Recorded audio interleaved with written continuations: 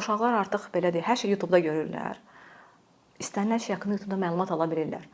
Və müəllim üçün çətindir dərsi maraqlı eləmək.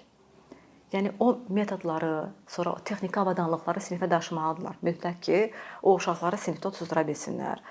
Uşağa çox maraqsızdır. Yəni indiki uşaqlar sual verir. Mən falan şey niyə öyrənməliyəm? Biz belə eləmirdik. Bizə tapşırıq verirlər, dərs verirlər, mən oxuyurdum. Fizikanı necə oxuyurdum, biologiyani da. Mən sual vermirdim. Tarix mənim nəyimə lazımdır? Onsuz da mən açanda öyrənəcəm bu haqda YouTube-da. Yəni bizim vaxtımızda belə deyildi hər şey əl çatan. Və ona görə bu uşaqları dərsə marağını cəlb eləmək üçün müəllimin alətləri tükənməməlidir də, yəni ki, belə onların diqqətini saxlamaq üçün özündə. Nə bilim, texniki avadanlıq sinifdə olmalıdır ki, o istədiyi vaxt qoşsun, istifadə eləsin. Və uşaqların da bu qədər informasiyaya yaxın olmağı, yəni davamlı informasiyaya məruz qalmaları, lazımsız kontentə məruz qalması uşaqlarda başqa psixoloji cəhətlər formalaşdırıb. Məsələn, uşaqlar daha fikri dağınıqdır.